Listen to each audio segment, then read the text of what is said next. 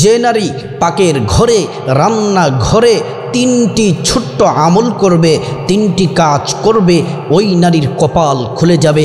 তার রান্নার মধ্যে আল্লাহ রহমত বরকত ঢেলে দিবেন।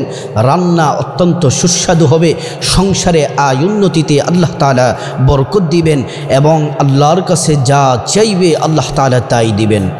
এজন্য প্রিয় দিনী ভাই ও বোন, প্রত্যেক দিন তো আপনারা মা বোনেরা রান্না বান্নার কাজ করতে হয়। সকালে নাস্তা রেডি করতে হয়, দুপুরের খাবার রেডি করতে হয়, রাতের খাবার রেডি করতে হয়। মা বোনদের পাকের ঘরে প্রত্যেক দিন যেতে হয়। বেশিরভাগটা সময় তারা রান্নাবান্নার কাজে ব্যয় হয়, দিনের বেশিরভাগ সময়। আপনি যদি রান্নাঘরে প্রবেশ করে রান্নাঘরের মধ্যে ঢুকে তিনটি কাজ যদি করতে পারেন, আল্লাহর কসম করে বলছি আপনার সংসারে আয় উন্নতিতে যে বরকত হবে আপনি নিজ চোখে দেখতে পাবেন। এক নম্বর কাজ হলো, আপনি যখন রান্নাঘরে প্রবেশ করবেন, রান্নাঘরে প্রবেশ করার সময় প্রথমে সালাম দিবেন। আসসালামু আলাইকুম ওয়া রাহমাতুল্লাহি ওয়া বারাকাতুহু। সালাম দিবেন, সবটা সালাম দিবেন। হাদিসের মধ্যে এসেছে আল্লাহর রাসূল বললেন, তোমরা পরিপূর্ণ সালাম দাও। আসসালামু আলাইকুম ওয়া রাহমাতুল্লাহি ওয়া বারাকাতুহু। এখন বলতে পারেন মা বোনেরা যে হুজুর পাকের ঘরে কোনো মানুষ থাকে না, কেউ থাকে না, সালাম দিব কেন? ও প্রিয় দিনী ভাই বোন, বিশেষ করে মা বোনেরা ওয়াজটি ভালো করে, আলোচনাটি ভালো করে শুনুন। পাকের ঘরে রান্নাঘরে যদি কোনো মানুষ নাও থাকে, ওই রান্নাঘরে আল্লাহর রহমতের ফেরেশতারা থাকে। আপনি যদি সালাম দেন, কোনো মানুষ না থাকলেও আল্লাহর রহমতের ফেরেশতারা আপনার সালামের জবাব দিবে। সুবহানাল্লাহ। এজন্য সালাম দিবেন। আল্লাহর রাসূল বলছেন সালামের প্রচলন তোমরা করো। কারো বাসায় যদি যাও সালাম দাও।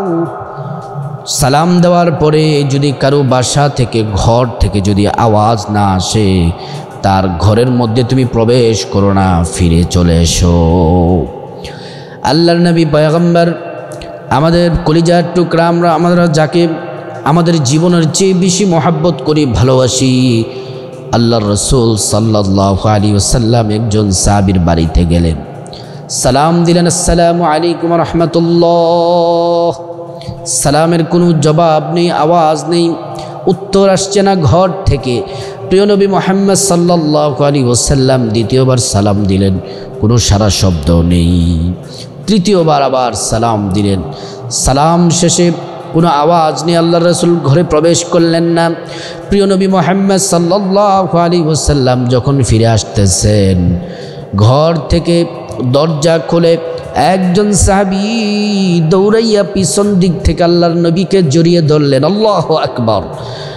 সাহাবীকে বললেন, ও সাহাবী, আমি একবার না, দুইবার না, তিনবার তোমাকে সালাম দিলাম, তোমার ঘর থেকে কোনো আওয়াজ আসছে না, জবাব আসে নাই, কারণ কি?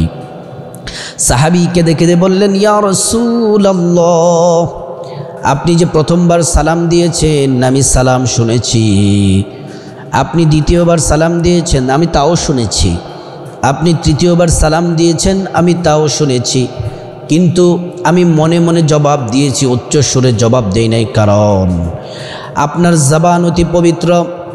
আপনার পবিত্র জবান মুবারক আল্লাহর কাছে যে দোয়া করেন আল্লাহ তাআলার সাথে সাথে দোয়া কবুল করে নেন।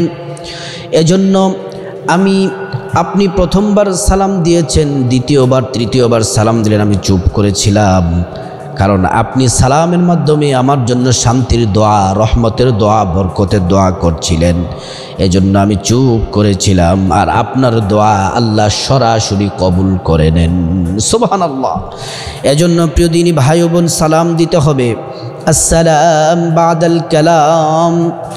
একজন মুসলিম আরেকজন মুসলমানের সাথে সাক্ষাৎ হলে প্রথমে সালাম, তারপরে কথাবার্তা বলতে হবে, তারপরে কালাম। এজন্য প্রিয় দিনী ভাই ও বোন, বিশেষ করে মা বোনদেরকে বলছি, রান্নাঘরে পাকের ঘরে যখন প্রবেশ করবেন প্রথমে আপনি সালাম দিবেন।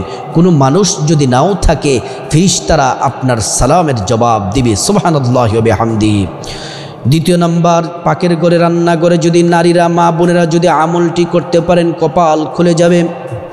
আপনার রান্না অত্যন্ত সুস্বাদু হবে, রান্নার মধ্যে রহমত বরকত হবে, পরিবার থেকে সংসার থেকে সকল অভাব দূর হয়ে যাবে, অভাব অনটন সব দূর হয়ে যাবে।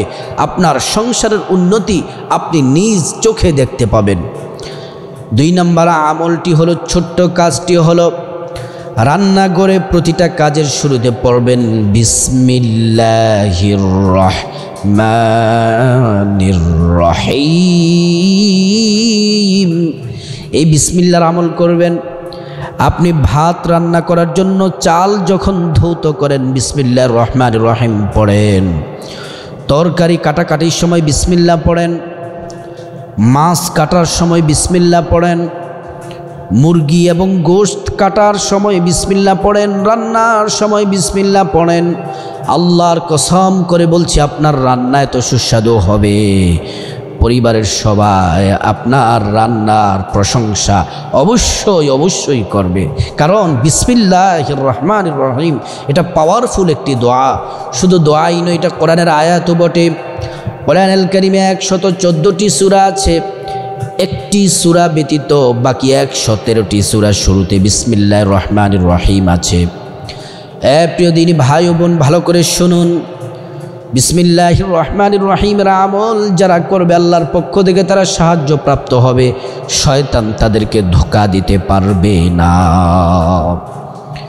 আপনি যদি বিসমিল্লাহির রহমানির রহিমের আমল যদি করেন, তাহলে আল্লাহ রাব্বুল আলামিন আপনাকে হাউজে কাউসারের পানি পান করাবেন। বিসমিল্লাহর আমল যদি করেন, জাহান্নামের মিন দারওয়ান ফিরিস্তা 18 জন, জাহান্নামের ফিরিস্তা 19 জন ফিরিস্তা আছে, ওই 19 জন ফিরিস্তা থেকে আল্লাহ তাআলা আপনাকে হেফাজত করবেন।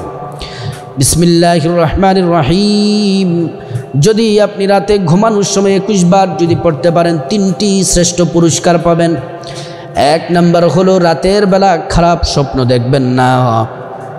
2 নম্বর পুরস্কার হলো, আপনার ঘর বাড়ি জান মাল সম্পদ সব কিছু আল্লাহ তাআলা নিরাপত্তার ব্যবস্থা করে দিবেন। 3 নম্বর হচ্ছে, আপনি যদি বিসমিল্লাহির রহমানির রহিম যদি 21 বার পাঠ করেন, রাতের বেলা কোনো একদিন ঘুমের মধ্যে স্বপ্নের মধ্যে আল্লাহর রাসূল সাল্লাল্লাহু আলাইহি ওয়াসাল্লামের সাথে আপনার সাক্ষাৎ হয়ে যাবে। সুবহানাল্লাহি ওয়া বিহামদিহি। বিসমিল্লাহির রহমানির রহিমের আমল মা বোনেরা রান্নাঘরে পাকের ঘরে অবশ্যই করবেন। রান্নার মধ্যে রহমত বরকত হবে, রান্না সুস্বাদু হবে। 3 নম্বর পাকের ঘরে রান্নাঘরে 3 নম্বর যে আমলটি করবেন সেটা হলো, প্রিয় নবী মুহাম্মদ সাল্লাল্লাহু আলাইহি ওয়াসাল্লামের উপর দুরূদ পড়বেন। নামাজের যে দুরূদ আছে দুরূদ ইব্রাহিম পড়বেন।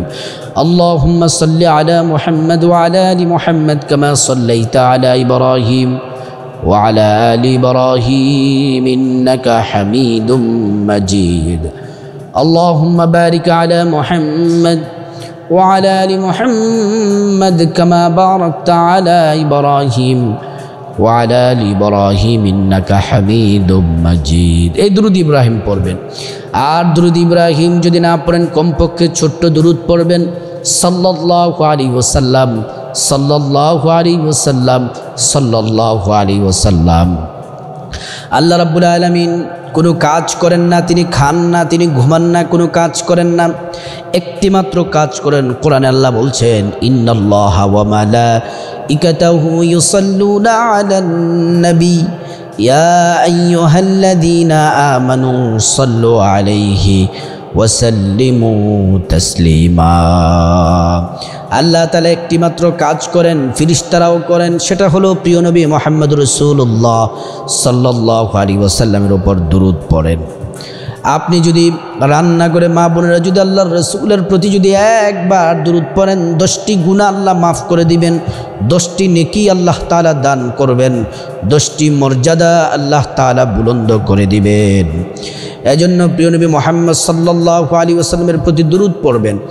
যদি কোনো নারী পুরুষ সকালে 10 বার দুরূদ পড়ে, বিকেলে 10 বার দুরূদ পড়ে, ওয়াজাবাত লাহু শাফাআতি, আল্লাহ রাসূল সাল্লাল্লাহু আলাইহি ওয়াসাল্লাম বলেন, সে উম্মতকে সুপারিশ করা আমি নবীর জন্য ওয়াজিব হয়ে যায়।